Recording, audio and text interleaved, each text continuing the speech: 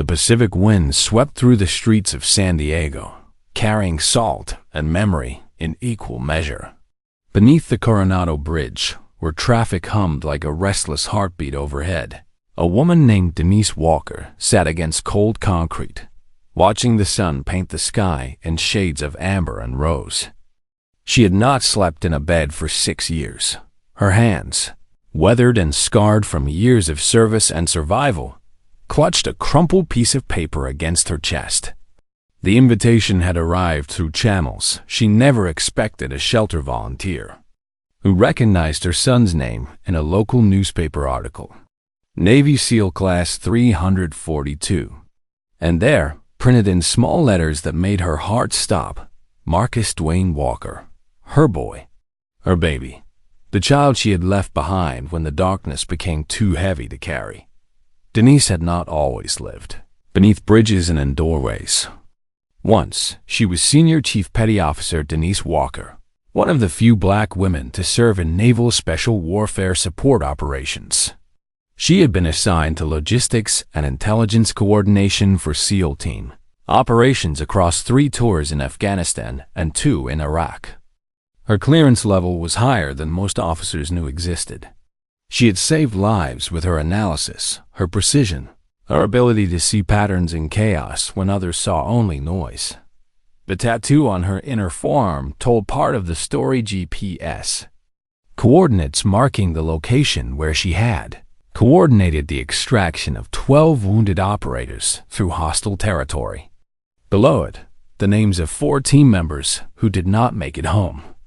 4 names she whispered every morning, like a prayer she could not stop praying. The PTSD came slowly, then all at once. Nightmares that made her wake screaming. Flashbacks triggered by helicopters passing overhead, by doors slamming, by fireworks that sounded too much like mortar rounds. The VA gave her appointments that led nowhere, pills that made her feel less than human, and paperwork that seemed designed to exhaust rather than help. She tried to hold on.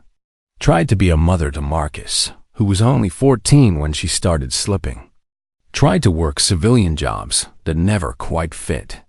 Tried to function in a world that had no category for what she had seen, what she had done, what she had survived.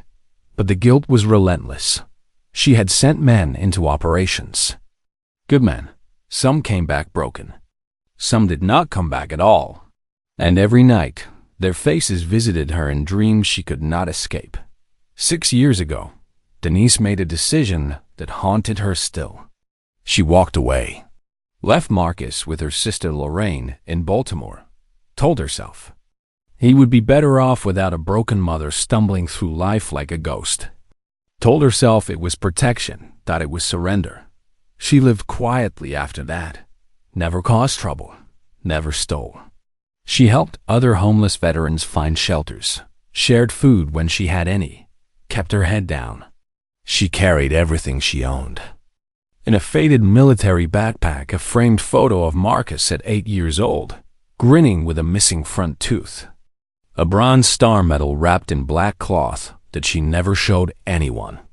And a broken compass that had belonged to Lieutenant Commander Thomas Reed, who died in Kandahar while she screamed into a radio for air support that arrived 4 minutes too late.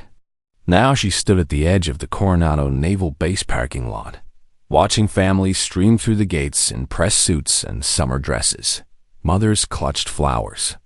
Fathers wore navy ball caps from their own service days. Children ran ahead, eager and innocent. Denise looked down at her reflection in a car window. Hollow cheeks, hair that had not seen a proper comb in weeks, clothes that smelled of salt water and concrete dust, despite her attempts to wash them in a gas station restroom that morning. She looked like exactly what she was, a woman the world had forgotten. But her son had not forgotten the lessons she taught him. He had become what she once supported from the shadows, a Navy SEAL, and today she would see him receive his trident. Even if she had to watch from the back row, even if she never spoke a word to him, she just needed to see his face one more time Denise approached the security checkpoint just as the afternoon sun began its slow descent toward the horizon. 2. Guards stood at attention, their postures rigid, their eyes scanning each approaching visitor with practiced efficiency. The younger one was named Tyler. She could read it on his nameplate. Fresh-faced, maybe 28, with the earnest energy of someone who still believed rules existed for good reasons. The older guard, Brent, had harder eyes. 31, perhaps. He had seen enough to be suspicious of everything. They noticed her coming before she was halfway across the lot. Denise kept her pace steady, her shoulders straight despite the ache in her joints. She had walked 43 miles over 2 days to reach this place. Her feet had bled through her boots. Her ribs throbbed from sleeping on concrete. But she had not stopped. She would not stop now. Tyler stepped forward first. "Ma'am, do you have identification?" Denise reached into her jacket and pulled out the invitation. It was wrinkled, stained with something that might have been coffee or mud or tears. Her hands trembled slightly as she held it out.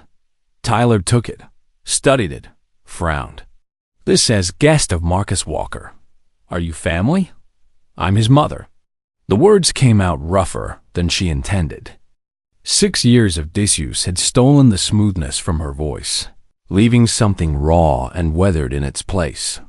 Brent stepped closer now, arms crossed over his chest. "You got any ID to confirm that?"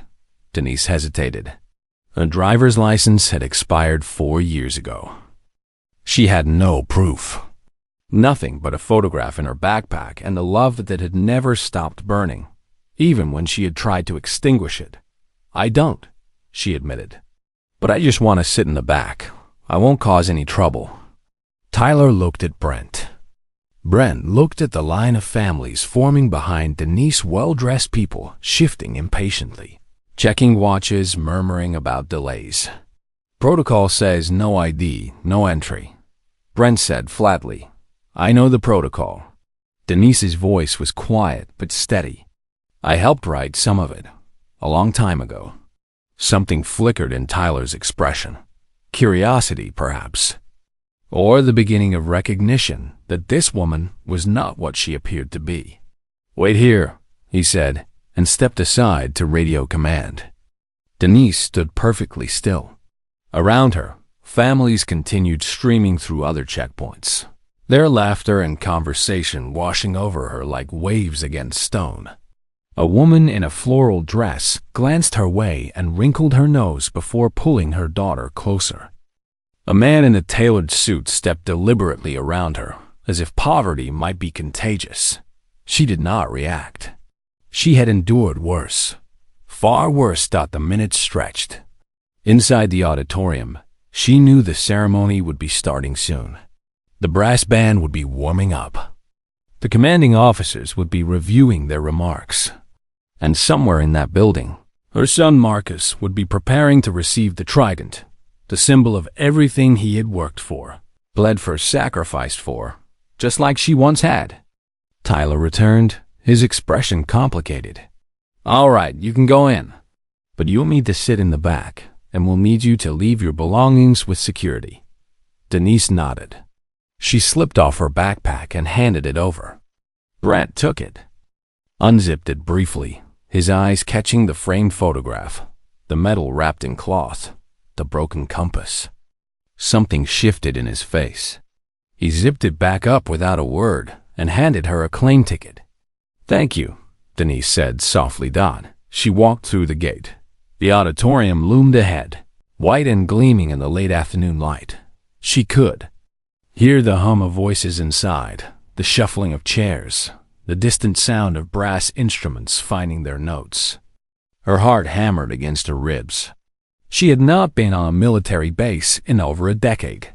It felt like stepping into a past life, one where she had mattered, where she had purpose, where she had been someone worth remembering. She pushed through the doors and slipped into the last row, finding a shadowed corner near the exit. A few people turned to look at her. A woman whispered something to her husband. A man shifted his chair a few inches away. Denise kept her eyes forward, fixed on the stage draped in navy blue and gold, and waited for her son. The ceremony began with the national anthem. Everyone rose. Denise stood slowly, her hand pressed over her heart, her lips moving silently to words she had not spoken aloud in years, words that once meant everything, words that still did. When the music faded and the audience settled back into their seats, Admiral Catherine Hayes took the podium. She was 58 years old, with sharp eyes and silver hair pulled into a tight bun. 35 years of naval service had carved authority into every line of her face. "Ladies and gentlemen," she began, her voice steady and clear, "today we honor the men who have earned the right to wear the trident. It is not a gift. It is not inherited. It is earned through pain, through fear, through the refusal to quit when every fiber of your being is screaming at you to stop." Denise listened, her throat tight. "These men are not superheroes," Admiral Hayes continued. "They are human. But they have chosen to do what most humans cannot. They have chosen to run toward the fire when everyone else runs away. They have chosen to carry burdens that would crush ordinary souls. And today, they join a brotherhood forged in sacrifice and sealed in honor." The words washed over Denise like water over parched earth. She remembered hearing similar speeches decades ago. Remembered believing every word with the fierce certainty of youth. Now she understood what those words cost. The ceremony proceeded with military precision. Commanders spoke. Awards were presented. Names were called, one by one, as young men in crisp dress whites walked across the stage to receive their tridents. Denise scanned each face, searching. Her pulse quickened with every name that was not his. And then, Marcus Dwayne Walker. She stopped breathing. He was taller than she remembered, broader across the shoulders. His jaw had sharpened, his posture refined into the perfect military bearing she recognized from her own training. But his eyes, those were still the same, dark and deep and full of quiet fire. Her boy, her baby, standing on that stage in dress whites, moments away from becoming a Navy SEAL. Tears blurred her vision. She blinked them back, unwilling to miss a single second. Captain Raymond Moss, the senior instructor, stepped forward to present the trident. His voice carried across the auditorium as he praised Marcus's performance during training, his resilience, his leadership, his refusal to break under pressure that had shattered stronger candidates. "This young man," Captain Moss declared, "represents everything we hope to cultivate in this program. Discipline, courage, integrity, the ability to hold steady when the world is falling apart." Denise pressed a hand against her mouth to stifle the sob rising in her chest. She had taught him those things. Before the darkness, before the leaving, she had taught him to be strong, to be kind, to never quit on the people who needed him. He had remembered. He had become. Admiral Hayes stepped forward with the trident pin. She positioned it carefully over Marcus's heart, and Denise watched as her son received the symbol of his new life, a base. Life she would only witness from the shadows. It was enough. It had to be enough. The audience applauded. Marcus smiled, shaking hands with his instructors, accepting congratulations from fellow graduates. He looked proud. He looked complete. He looked happy. Denise began to rise, preparing to slip out before anyone noticed. She had seen what she came to see. Her son was safe. He was successful. He was everything she had prayed he would become. That was all that mattered. But as she turned toward the exit, her sleeve caught on the armrest. She tugged it free, and in that moment, her forearm was exposed, a tattoo visible beneath the harsh auditorium. Lights, coordinates, names, the mark of someone who had served in shadows. And across the room, Admiral Catherine Hayes looked up from the stage. Their eyes met. Admiral Hayes froze mid-sentence. She had been preparing to deliver closing remarks. her practice speech about legacy and sacrifice ready on her tongue. But something had caught her attention, a flash of ink on weathered skin. A pattern she recognized from decades of service. The woman in the back row. Catherine Hayes had spent 35 years in the Navy, rising through ranks that rarely welcomed women and almost never welcomed black women with the same ease. She had learned to read people the way others read books. Every gesture, every glance, every unconscious tale revealing stories their owners might prefer to keep hidden. The woman trying to slip out the exit door was telling a story that demanded attention. Hayes handed the microphone to Captain Moss without explanation and descended from the stage. Whispers rippled through the audience as she moved between rows, her gaze fixed on the retreating figure. Denise heard the footsteps behind her and quickened her pace. She reached for the door handle. Senior Chief Walker. The name stopped her cold. It had been 6 years since anyone had addressed her by rank. 6 years since that name had meant anything to anyone. She turned slowly, her heart pounding against her ribs. Admiral Hayes stood 3 feet away, her expression unreadable. Up close, Denise could see the ribbons on her chest, rows upon rows of recognition for service, sacrifice, and survival. Admiral. The word came out as barely more than a whisper. Hayes stepped closer, her eyes moving to Denise's exposed forearm. The coordinates, the names, the mark of Naval Special Warfare Support Operations, known only to those with clearance levels that rarely appeared in official records. I thought you were dead, Hayes said quietly. Everyone did. You dropped off the grid 6 years ago. No forwarding address. No contact information. Your sister told investigators you'd left, and she didn't know where. She didn't. I made sure of it. Why? The question hung between them like smoke. Denise looked past Hayes to where Marcus stood on the stage, surrounded by fellow graduates and their families. He was laughing at something, his face bright with joy she had not seen since he was a child. Because I was broken, she said finally. And broken people break others. I didn't want to break him. Hayes was silent for a long moment. Then she shook her head slowly. Senior Chief, I reviewed every after-action report from your deployments, every intelligence brief you filed, every extraction you coordinated. Do you know how many men came home because of your work? Denise said nothing. 47, Hayes continued. 47 operators extracted from hostile situations because of your analysis, your coordination, your refusal to accept impossible odds. And you think you were broken? I know what I am, Admiral. You know what the PTSD told you. That's not the same thing. The words landed like punches. Denise felt her composure cracking, the careful walls she had built over 6 years of solitude beginning to splinter. Your son is about to walk off that stage, Hayes said. He's going to look for family in this crowd. He's going to see faces that aren't yours. And tomorrow, he's going to start his first assignment wondering why his mother never came to see him graduate. He doesn't know I'm alive. I made sure. He knows. Hayes' voice was sharp now.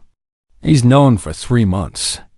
He sent that invitation to every homeless shelter between here and Baltimore. He asked every veterans organization to spread the word. He's been searching for you, Senior Chief, and you're standing 20 feet from him, trying to disappear. Denise's breath caught. Marcus had been searching. Her boy had been searching for her. I can't. The words broke from her throat like shattered glass. Look at me. I can't let him see me like this. Like what? Like a veteran who served her country and fell through the cracks of a system that was supposed to catch her. Like a mother who loved her son enough to walk 43 miles on bleeding feet, just to watch him from the back row? Hayes reached out and took Denise's arm gently, like she was handling something precious rather than something broken. He's your son. He became a SEAL because of you. He's been waiting 6 years for this moment. Don't you dare take it from him now. And before Denise could respond, Hayes turned and signaled toward the stage dot where Marcus was already looking in their direction. Marcus Walker had learned many things during SEAL training. He had learned to endure a cold so brutal it turned his bones to ice. He had learned to push through exhaustion that made death seem like a reasonable alternative. He had learned to silence the voice in his head that screamed for surrender when every muscle in his body begged to quit. But nothing had prepared him for this moment. He had spotted the woman in the back row during the ceremony. Something about her posture, the way she held herself with quiet dignity despite clothes that marked her as displaced, as forgotten. He had been watching when Admiral Hayes left the stage without explanation, drawn to that corner like a compass needle finding north dot, and now Hayes was signaling him. The woman was turning, and he saw her face. Time stopped. The noise of the auditorium, the congratulations, the laughter, the shuffling of families faded to silence. All that existed was the woman standing near the exit door, her eyes wide with terror and hope and something that looked like grief made physical. His mother, who had vanished 6 years ago. His mother, who he had searched for across 3 states and 1,000 dead ends. His mother, who was alive. Marcus did not remember leaving the stage, did not remember pushing through the crowd, past confused faces and startled exclamations. One moment he was frozen in recognition, and the next he was running. He reached her in seconds, but it felt like years. "Mom?" The word came out broken, cracked down the middle like ice in spring thaw. He was 22 years old, built like a weapon, trained to remain calm under fire.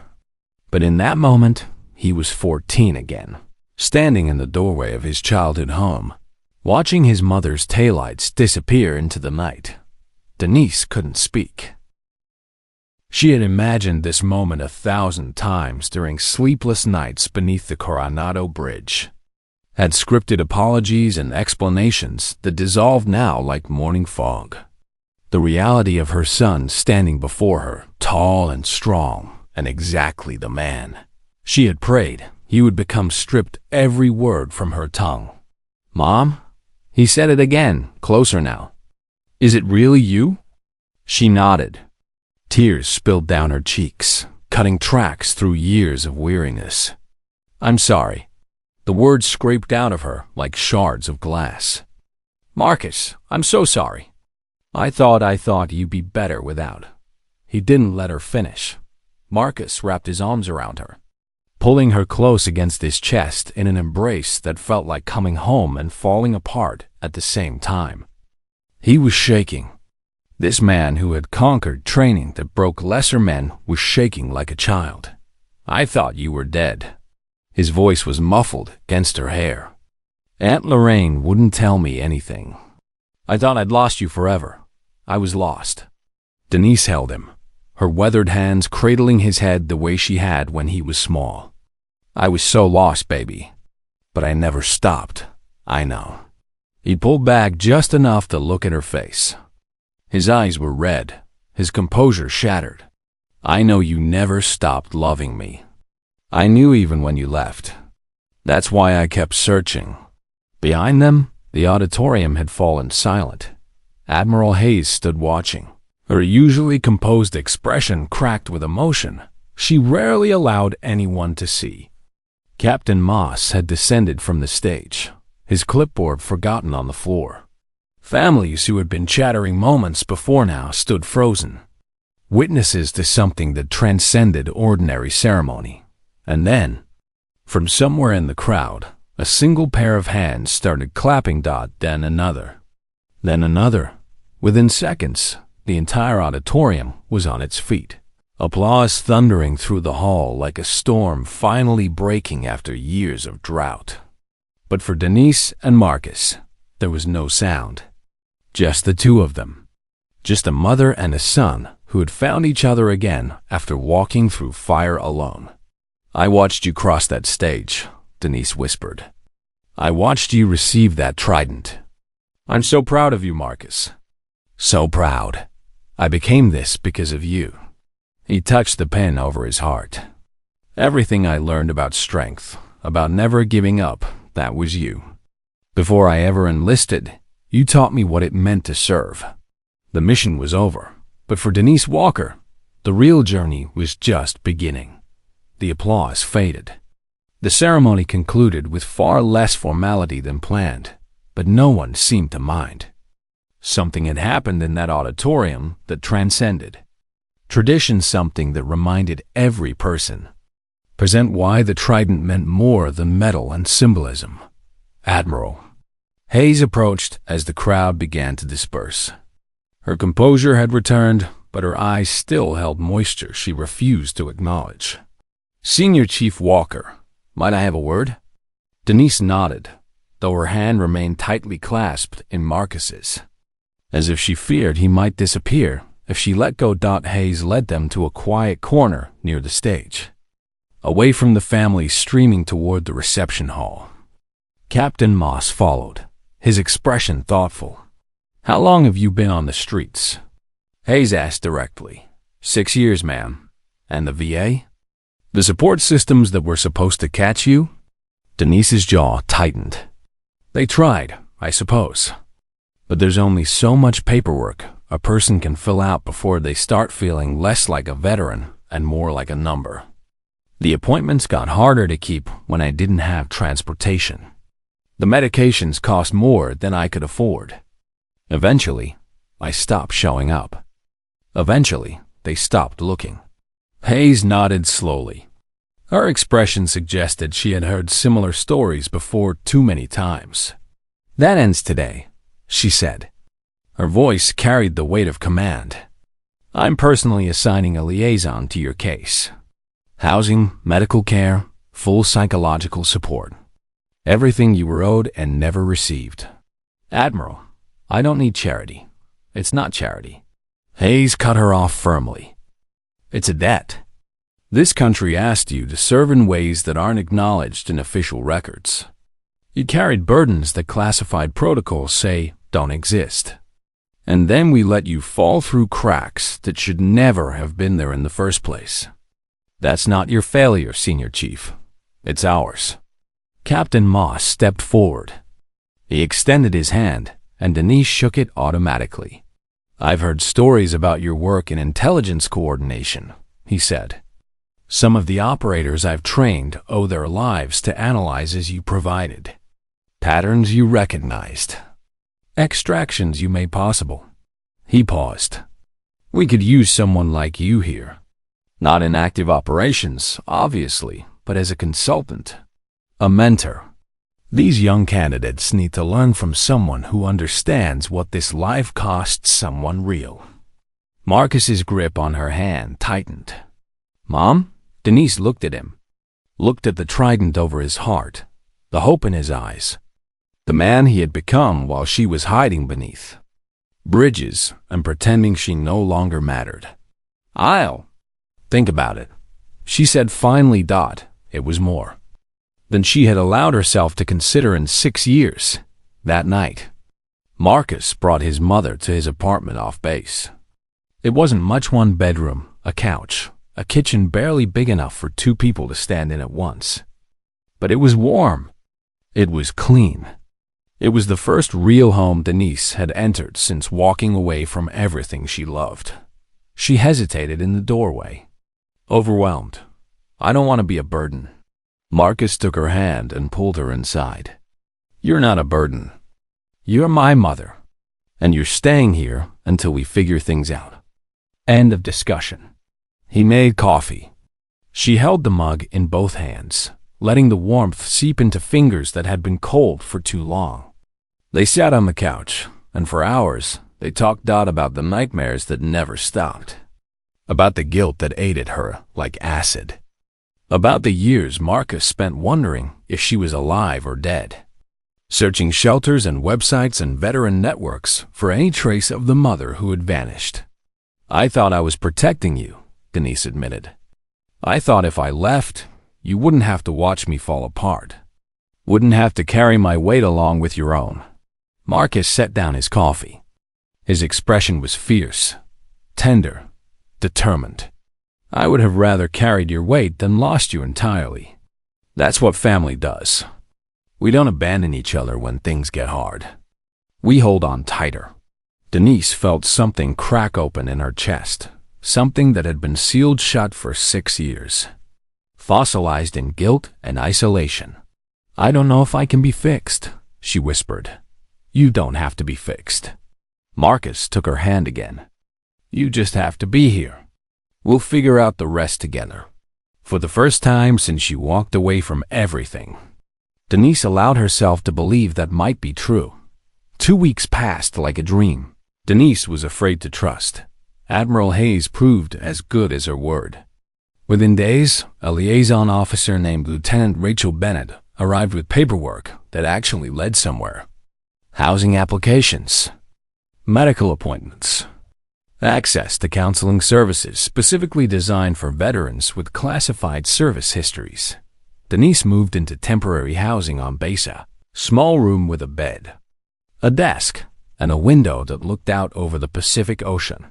It was modest by any standard, but to a woman who had slept beneath bridges for 6 years, it felt like a palace.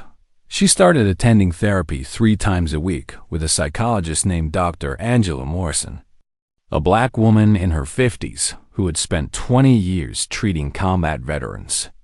Dr. Morrison didn't flinch at Denise's descriptions of classified operations, midnight extractions, or the faces that visited her in nightmares. The guilt you're carrying, Dr. Morrison said during one session, isn't punishment for failure. It's evidence of how deeply you cared. People who don't care don't feel guilty. They move on without looking back. I left my son. You left because you believed it would protect him. That's a decision born of love, even if it was the wrong decision. The nightmares didn't stop, but they got quieter.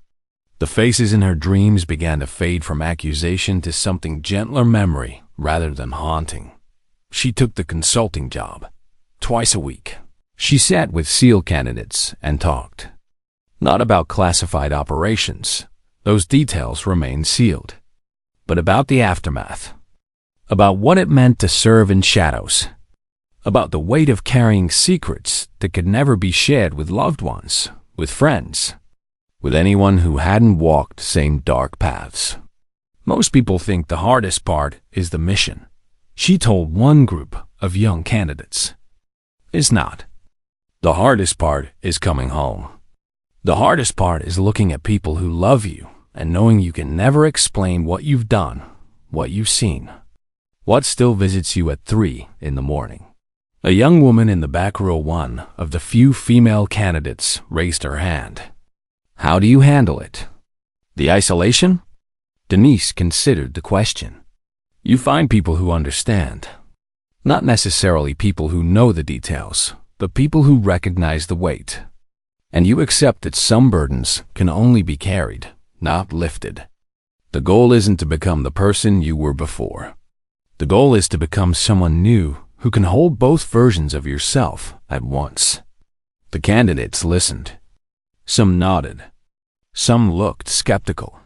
But several approached her after sessions to thank her, to ask follow-up questions, to admit that her words had touched something they didn't know how to name.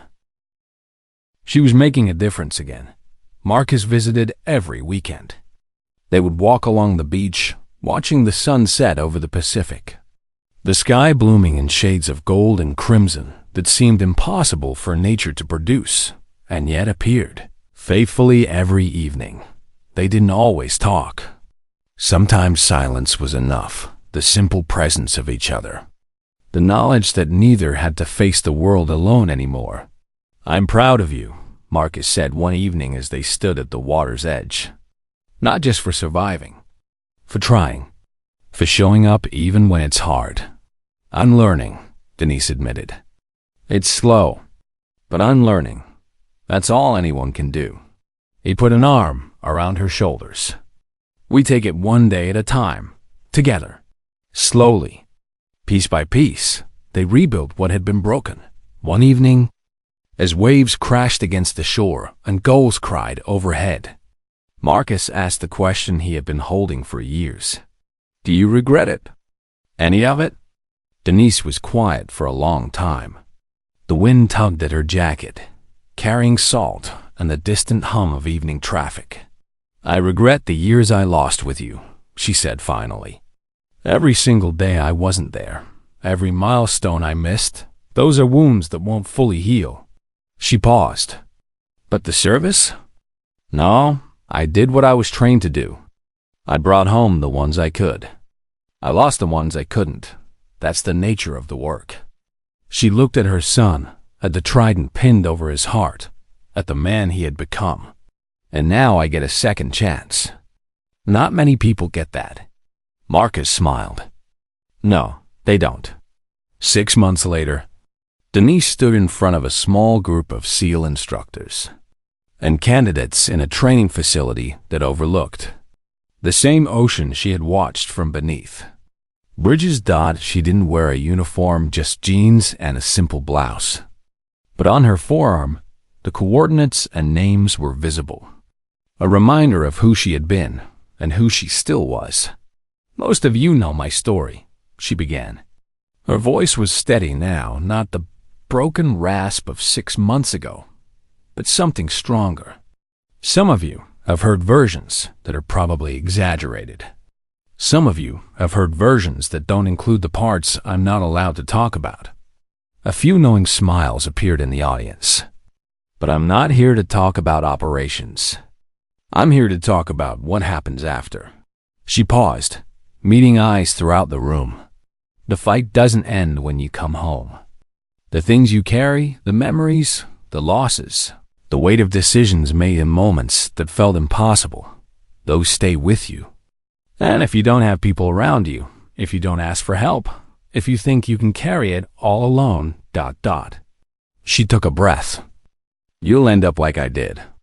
Under a bridge, forgotten, invisible." The room was silent. "And you're worth more than that. Every single one of you." A young candidate, barely 23, with earnest eyes that reminded her of Marcus at that age, raised his hand. "Senior Chief, how do you come back from that? How do you survive it?" Denise smiled faintly. "You don't survive it alone. You find one person, one reason. For me, it was my son. He never stopped searching for me, even when I had given up on myself." She looked across the room to where Marcus sat in the back, arms crossed, pride shining in his eyes. "Find yours," she said, "and hold on." The class ended.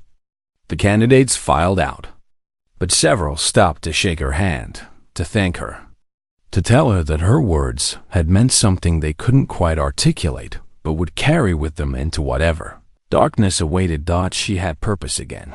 That evening, she sat on the beach with Marcus one final time as the sun painted the sky in farewell colors. The ocean stretched endlessly before them, dark and infinite and somehow comforting in its vastness. "You doing okay, Mom?" Marcus asked. Denise nodded. "Yeah, I think I really am." "Good, because I need you around. You know that, right?" "I know." They sat in silence. Mother and son, veteran and veteran. Two people who had walked through fire alone and found their way back to each other. Denise Walker never made headlines, never gave interviews, never sought recognition for the decades of service that remained classified, for the lives she had helped save from shadows no one would ever acknowledge. She still carried the names inked on her forearm, still carried the guilt, but she also carried something new. Hope, purpose, a reason to keep going. And sometimes, late at night, when the nightmares came, she would open her eyes and remember where she was. Not under a bridge, not alone, but in a room with a bed and a window overlooking the Pacific, with a son who loved her, with a second chance she never thought she would receive. The only easy day was yesterday. But today was worth fighting for. Asterisk, if you enjoyed this story, Don't forget to hit the subscribe button and become a part of our Unbroken Grace Stories community.